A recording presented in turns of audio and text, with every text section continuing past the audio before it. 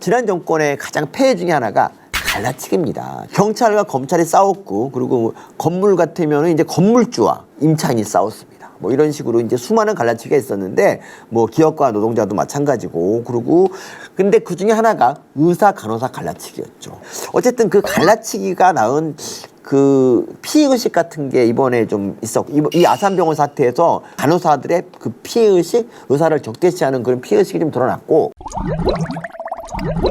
그러니까 이게 처음에 블라인드에 이제 먼저 블라인드 게시판 있잖아요. 거기 먼저 올라와요. 간호사가 병원에서 근무 중 쓰러져 사망했다. 의료진이 쓰러졌는데 그 병원에서 진단 가능한 전문의 없었고 다른 병원 알아보다 결국 지연돼서 사망했다. 그러니까 아산병원에서 제대로 대처를 못해서 죽었다는 말처럼 들리잖아요. 블라인드부터가 이미 적대적이야. 그러니까 아산병원이 국내 업계 1위잖아. 1위. 의사만 뭐 2,600명, 몇천 명 있는 이 병원에서 어떻게 아산병원에 쓰러진 사람이 죽을 수가 있냐. 응? 뭐 어쩌고 이런 블라인드를 보고 이제 엠팍이 난리가 난 거야. 의사가 죽은 게 아니라 이슈가 안 돼. 그럼 간호사는 소모품 취급이다. 뭐 이런 식으로 얘기하는데, 그러니까 계속 하는 말이 뭐냐면 의사가 죽었으면 이렇게 안 했을 텐데 간호사기 때문에 이런 식으로 된다. 이런 피해의식을 계속 조장하고 있어요. 근데 이게 얼마나 말이 안 되냐면 있잖아요. 이 사람이 알고 보니까 지주막하 출혈인 거야. 뇌출혈이 두 가지 정도가 있다고 칩시다. 뇌출혈이 뇌실질, 뇌 속에 있는 혈관, 그런 혈관에서 피가 터지는 경우, 이런 경우에는 피가 많이 안 나. 하지만 이 사이에 있는 큰 혈관이 지나다니고 가지를 뻗는데 이 큰 혈관이 터지면 어떻게 될까? 엄청나게 많은 피가 나죠. 그러니까 이거는 예후가 좋지가 않아요. 기본적으로 터졌다 그러면 이거는 일단 그러니까 우리 응급학과 선생님 말에 의하면 3분의 1은 그냥 그 자리에 죽고 3분의 1은 병원 와서 죽는다. 출혈 발생 환자의 50%가 사망하고, 그리고 나머지도 평생 동안 장애를 앓게 되는 그런 병이에요. 그러니까 이거 어쨌든 결론 말하면 지주막하 출혈이라는 거는 치사율이 굉장히 높은 질환이고 10만 명 중에 한 5명 이하 정도가 이제 생기니까 연간 한 2, 3천 정도가 발생할 거로 추정하고, 그 중에 뭐 1,000명 이상이 죽는 거라고. 그러니까 지주막하 출혈로 누가 죽었다 그러면 그냥 거기서 그냥 어쩌다 이렇게 그런 병에 걸렸냐 이렇게 생각을 하면 했지, 이걸 가지고 왜 죽었지라고 하는 사람은 없단 얘기야. 근데 서울대병원으로 전원을 했어요. 네. 이 전원, 서울대병원 전원한 게 결정적이야. 왜냐하면 일반 환자였으면 그렇게 안 했을 거라고. 일반 환자였으면 그냥 아산병원에서 할 걸 다 하고 그냥 끝났어. 그랬으면 이 간호사도 그냥 여기서 그 문제가 안 돼. 서울대병원에 보냈기 때문에 죽었다는 걸로 프레임을 짜는 거야. 마치 능력이 없어서 보낸 것처럼. 그렇지. 그게 아니라는 걸 제가 말씀드리는 거예요. 그래서 그 지주막하 출혈 있을 때 치료법이 두 가지가 있어요. 첫 번째가 뭐냐? 혈관 속으로 코일을 넣어. 지금 코일 보이지 않습니까? 코일이면 철사를 말씀하시는 거예요? 예, 철사라고 생각하면 됩니다. 철사 뭉치를 딱 넣어가지고 거기를 막아버려. 그러면 그게 막혀서 피가 더 이상 나지 않지. 닥터하우스에서 봤습니다, 그거. 오, 이게 시청각 교육의 힘이죠. 근데 이거는 혈관으로 해도 되니까 뇌를 구멍을 뚫지 않아도 됩니다. 두 번째로 하는 게 클리핑입니다. 클리핑은 뭐냐면 뇌를 열어야 돼. 열고 이 거기 있는 부위, 동맥류가 이렇게 부풀어 올라 있잖아. 그 고리를 이렇게 클립으로 딱 찝어주면 되는 거예요. 신경외과 의사들 중에 이 코일을 할 수 있는 사람은 좀 많이 있어. 근데 이 클립은 좀 더 어려운 수술이라서 이걸 할 수 있는 사람이 그렇게 많지가 않아요.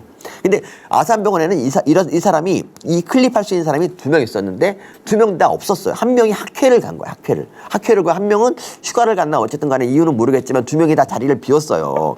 그래서 어쨌든 봐봐, 둘 중에 하나야. 그러면 코일을 먼저 해보는 방법이 있어. 그리고 두 번째로 아니면 클립이 되는 그런 곳으로 병원을 보내는 방법이 있죠. 그렇죠? 그리고 서울대병원에서 아산병원까지 새벽 2시에 30분 정도면 갈 수 있으니까 어차피 수술 준비, 거기도 봐봐, 연락을 해도 거기서 바로 수술되나? 사람들 다시 다 불러야 돼요. 집에 있는 사람 다 불러서 수술팀 꾸려서 하는데 최소 1시간 이상이 걸린단 말이야. 그러니까 그동안에 그러지 말고 그냥 코일을 먼저 해. 그리고 났는데 결국은 안 좋아. 그러니까 이미 이 사람은 어렵다고 봐야 돼. 그때 거기서 그냥 그만뒀어야 돼. 지금 이 꼬라지를 보니까 그게 나을 뻔했어. 근데 그래도 우리 병원 간호사니까 하고 서울대병원에 봐봐 여러분, 아산병원에서 업계 1위라고 하는 그 병원에서 서울대병원에 환자를 보내는 게 좋겠습니까? 자존심이 상하는 일입니다. 조금. 그런데도 보낸 이유가 자기 병원 환자기 때문에, 자기 병원 직원이기 때문에 그런 거예요. 그러니까 물론 이제 뭐 환자라고도 차별해서는 안 되지만 환자였으면 그냥 이렇게 아쉽게도 운명하셨습니다라고 했을 거란 말이야. 그러니까 여튼 병원 측은 처음에 코일링 실패하고 그 다음에 서울대병원 섭외해서 이제 섭외를 해서 이제 보내고 그리고 거기서 클리핑 수술을 했는데 결국 실패야. 그래서 사망을 한 거예요. 할 수 있는 거 다 한 거네요. 그러면 다 했지. 치료법이 2개인데 그걸 다 한 거잖아요. 그러니까 먼저 서울대병원에 가서 코일을 하다가 가나 수술 준비 시간 때문에 어차피 걸리는 시간은 시작 시간 똑같았다니까. 그런데 지금 보세요. 이제 간호사협회가 이제 그 성명을 낸단 말이야. 여기 보면 뭐가 보입니까? 세월호 배지, 세월호 리본 보입니까? 아, 그러네. 이게 도대체 세월호 리본하고 뭔 상관입니까? 이게 그러니까 이 병으로 돌아가신 이런 거하고 세월호하고 이게 관계가 있나요? 왜 이러는 거예요? 간호사협회에서? 간호사협회는 지금 이미 이게 문재인 정권하고 짝짝꿍이 돼갖고 이런 것 같아요. 난 이해가 안 가. 그러니까 문재인 정권이 간호법을 그러니까 갈라치기 하면서 간호사를 우대하고 간호법도 통과시켜 주겠다고 지금 얘기하는 거냐. 뭐 제가 전에 한번 딴 데서 좀 얘기한 적이 있지만 간호법은요. 간호사들이 병원에서 이제 일하기 힘드니까 나가서 그냥 지역사회에서 그냥 이렇게 지역사회 진료를 하겠다고 만든 그게 간호법이거든. 그래서 지금 그걸 의사들이 이제 의사들하고 모든 보건의료단체가 반대하고 있는데 어쨌든 간호사는 지금 좌파 정권에 완전히 부역을 하고 있어. 그 뒤에 간호사협회. 그러니까 간호사는 게 아니라 대한간호협회가. 대한간호협회 하는 말 좀 보세요. 자, 봐봐. 비통한 마음을 금할 수가 없다. 여기까지 괜찮아. 그 다음에 이게 의사 부족 얘기를 하는 거야. 이게 의사 부족이랑 전혀 관계없는 얘기라는 거 일단 말씀드릴게요. 그리고 그 다음에 여러 의혹과 주장이 있어. 여러 의혹이 뭐가 있습니까? 지주막하 치료를 만들었나? 이게 의문사입니까? 그래서 이거 이렇게 말합니다. 진상조사를 통해서 당일 근무한 당직자 대처, 응급실 이동 후 서울대병원까지 걸린 시간을 명백하게 밝히래. 지금 무슨 이게 의문사냐고. 이걸 무슨 수사 의뢰를 해야 되는 그런 사안입니까? 전 세계에 심지어 뭐 다른 아무리 후진 에콰도르 같은 나라에서도요 뇌출혈 그것도 지주막하 치료를 가지고 진상조사 하자는 그런 또라이는 없을 겁니다. 이 세상 오직 대한민국 하나예요. 인구 1000명당 의사 수를 보면은 우리가 적긴 해. 우리가 많이 적네요. 2.2명이지. 네. 다른 나라보다 적지. 왜 그렇게? 영국이나 프랑스 같은 나라, 독일 같은 나라는 하루에 의사들이 몇 명 본 줄 아세요? 독일, 영국 공무원들 있잖아. 하루에 10명 봐요, 환자. 우리는 제가 그때 어떤 김희진 교수님 같은 신경과 교수님 그런 분들은 오전에 100명 봐요. 오전 타임에 100명 보고 오후에 보면 200명 봐요. 그러니까 그 독일이나 프랑스, 영국에서 일하는 그런 공무원 의사, 그런 애들보다 20배 더 중노동을 하고 있고요. 월급은 비슷하게 가져갑니다. 그리고 있잖아요. 그 프랑스에서 이런 일이 있었어요. 프랑스인가? 영국인가? 프랑스인가? 오후 5시 반 퇴근 시간 지나고 어린애가 왔어. 퇴근 시간 됐다고 그냥 보냈어. 이게 죽었어. 이거 우리나라 같으면 어떻게 했을까요? 이게 상상하기 힘든 일입니다. 네, 그렇죠. 이거는. 근데 그런 나라가 그래서 그 나라들은 환자 한번 그러니까 병원에 갈라 그러면 3개월 기다려. 3개월. 그러다 죽어. 캐나다는 7개월 기다리는 과도 있어요. 근데 여러분 아산병원 같은 데 급하다고 해서 그러니까 어떤 명의한테 진료 보는데 우리는 일주면 그냥 수술까지 다 해결되는 나라입니다. 우리가 의사 수가 부족하다는 게 느껴집니까? 지하철역만 찾아봐도 병원 겁나 많아. 겁나 많고 그리고 우리가 1년에 우리 외래 진료 가는 병원 횟수가 20회입니다. 20회. OECD 1인당이요? 1인당 20회를 병원을 갑니다. 그만큼 가기 편하니까 많이 가는 거겠네. 눈앞에 있으니까 가는 겁니다. 뭐 100km를 달려야 병원이 나오는 데서는 마음 잡고 가야 되겠지만 우리는 집 앞에 병원이 천지예요. 천지. 그래서 갑니다. 그래서 가는 건데 OECD 평균이 8.8예요. 그럼 이게 뭘 의미합니까?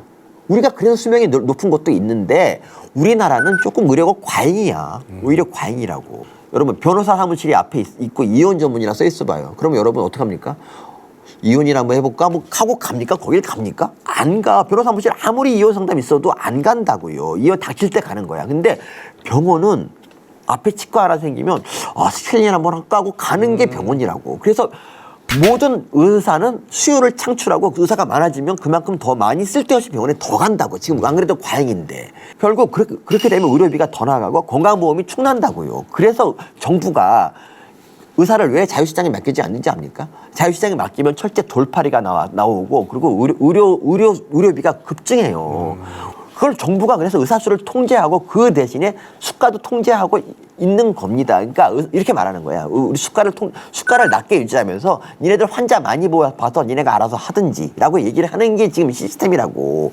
근데 이런 얘기를 합니다. 사람들이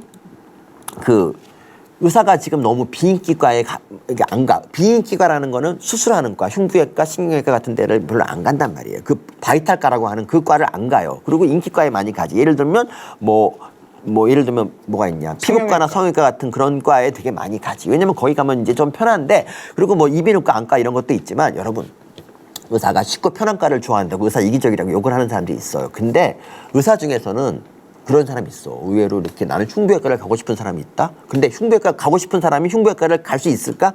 그게 아니라는 얘기를 지금 하려고 하는 거예요. 그게 아니에요? 흉부외과를 가고 싶은 사람이 흉부외과를 갈 수가 없다는 거. 이 노란 줄이 전부 미달과인데 거기에 당연히 흉부외과도 있어. 흉부외과가 보시면 0.4명이죠. 그래서 항상 흉부외과는 늘 영원히 미달이야. 뭐 하트 시그널 같은 뭐 그런가? 그런 하트 시그널 맞죠? 하트월인가 뭐 그런 거 있잖아. 흉부외과가 의사가 주인공인 그런 드라마가 되게 많은 이유가 그게 사람의 생명을 살리기 때문에 짜릿해서 그 드라마로만 많이 만들지만 실제 흉부외과는 비인기과예요.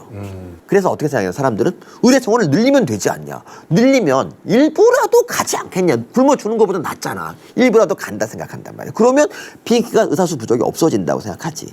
근데 이래요. 이걸 알아야 돼. 인기과 뭐 인기과 예를 들면 뭐 이비인후과, 안과 같은 데는 인기과잖아. 이런 사람들은 내과도 마찬가지고 이런 사람이 딱 병원에 취직을 하면 이 사람이 돈을 많이 벌어다 줘. 자기가 월급 받는 것보다 5배, 15배 이상을 벌어줘요.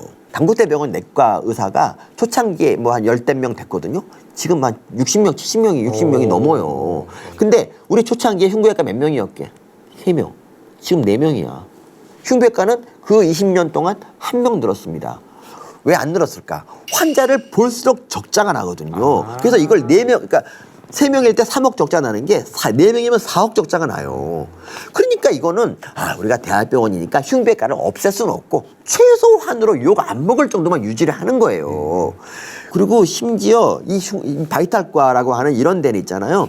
환자를 살리면 본전이고 못 살리면 멱살을 잡힙니다. 그렇겠네요. 그리고 소송을 걸립니다. 법정으로 구속돼요. 형사로 그렇게 소송을 많이 걸어. 감방에 쳐넣어야 합의금을 많이 받거든. 이런데도 불구하고 흉부외과 같은 과를 바이탈과를 하겠다는 사람이 있다고. 왜 그 사람이 왜 그러겠어요? 약간 제정신이 아니라고 생각해요. 저는 그게. 그러니까 정상이 아니지. 더 좋고 편한 길이 있는데 그걸 하는 사람들은 정말 신념 있는 사람. 너무 엄청난 사명감이 이 모든 불리함을 다 덮어버리는 거라고. 정말 이런 사람들은 대우해줘야 돼. 그런데 문제가 뭔 줄 알아? 취직 자리가 없어요. 그러니까 이런 사람들이 봐봐. 흉부외과 하고 싶은 사람, 흉부외과 하겠다면 흉부외과는 손만 들면 오소옵쇼야. 감사하게 생각하고 막 교수들이 받아요. 그런데 흉부외과 4년을 마치고 군대 갔다 오고 이제 뭐 대학병원에 가서 취업을 해서 이제 수술을 마음껏 하면서 환자라 살리자 생각했는데 취직이 안 되네. 취직이 안 돼, 취직이. 아까 말했듯이 모든 대학병원은 흉부외과를 최소한 유지하고 한 번 교수를 뽑으면 이 교수가 퇴임할 때까지 새로 뽑지 않아요. 그러면 새로 안 뽑으면 어떻게 되겠습니까? 없어. 지금 이 장면, 이 사진을 왜 넣었냐면 제가 이 사진이 흉부외과 보통 수술할 때 이 정도 인력이 있어야 돼요.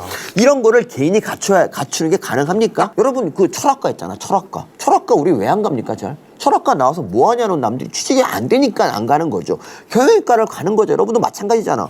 의사가 흉부외과를 안 가는 게 취직이 안 돼서라고요. 취직이 안 돼서. 그래서 이 취직이 안 되면 어떡합니까, 여러분? 할 수 없이 지방흡입을 합니다. 지방흡입을 하거나 아니면 그냥 흉부외과 병원을 차려. 어차피 근데 감기 환자가 와서 감기 환자를 봐요. 그냥 뭐 흉부외과라는 거 얘기 안 하고 그냥 그냥 서민 의원 이렇게 또 차려서 오면 다 봐. 그냥 감기니까 감기 환자 보고 감기 아니다. 큰 병원 보내. 이런 일을 하는 거예요. 그리고 아니면 피곤하다 그러면 그냥 수액 놔주고. 근데 이게 아니면 흉부외과에서 뭘 하느냐면 하지 정맥류 수술을 해요. 하지 정맥류. 뇌하고 아무 관계없는 발바닥 종아리 얘기잖아. 이런 걸로 먹고 사는데 원래 이 사람들 뭐 하려고 하는 사람이죠? 원래 심장이나 폐를 수술하면서 자기가 뭔가 사람 생명을 구하려고 하는 건데 약간 자괴감이 들겠네요. 이런 거를 한다니까 싫지. 하기 싫지. 이런 거 할 거면 내가 뭐 왜 해? 어? 아직도 의사들이 얼마나 사명감 있는 줄 아세요? 이걸 보세요. 당신은 흉부외과를 생각해 본 적 있습니까? 54%가 생각해 본 적이 있대. 근데 현실을 보고 스스로 중단하거나 아니면 선배들이 말려. 미쳤냐라고 얘기해. 그러니까 이렇게 된단 말이에요. 그런데 이 사람들한테 물어봐. 너 그러면 네가 흉부외과를 하고 싶다 할 마음이, 그러니까 어떤 조건이 갖춰지면 할 거냐 이렇게 물어봐. 이거 보세요. 이 그래프에서 우리가 봐야 될 거는 1번, 3번, 5번이 모두 똑같은 얘기예요. 이거는 취업이 보장되면 흉부외과 한다는 얘기예요. 자, 그런데 그러니까 취직 자리가 없어서 흉부외과를 안 한단 말이에요. 그런데 의대생 정원 늘려. 그럼 어떤 일이 벌어질까? 흉부외과 하는 의사가 조금 더 많아지겠지, 전공하는 사람이. 그런데 여전히 대학병원 정원은 동결이야.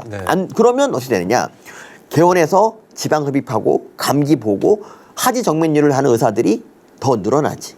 그뿐이야. 뇌, 가슴, 심장 수술하는 의사는 늘어나지 않습니다. 그리고 아까 말한 것처럼 의대생 정원을 늘리면 세이 법칙이 공급이 수요를 창출한다. 그래서 우리 의료비가 폭증하겠네요. 훨씬 늘어나게 되는 것입니다. 세이는 사람인가요? 네? 사람 이름이에요? 세이는 사람이지. 세이유. 그런데 어쨌든 이 흉부외과 타겟층은 뭐냐? 그래서 있잖아. 우리가 왜 수가 얘기하는 줄 아세요? 수가 얘기하는 이유가 흉부외과 수가를 올리면 병원에서 그 흉부외과 뽑아야지 생각이 든단 말이에요. 김희진님 감사합니다. 김희진 그 교수님 아니신가요? 그 교수님이 신경 교수님이지. 그 수가를 현실화하거나 선택적 공공의료가 필요하다고 의사 수가 늘어도 소용이 없다고 얘기를 하면서 뇌 산부인과 흉부외과 내과 등 시스템 붕괴돼서 이제 우리가 나중에 아플 때 갈 데가 없다. 우리가 나중에 진짜 몇십 년 후에 이 상태면은 진짜 우리가 중국 가서 수술 받아야 될 수도 있어요. 미국 가서 근데 이런 일을 지금 하고 있다니까.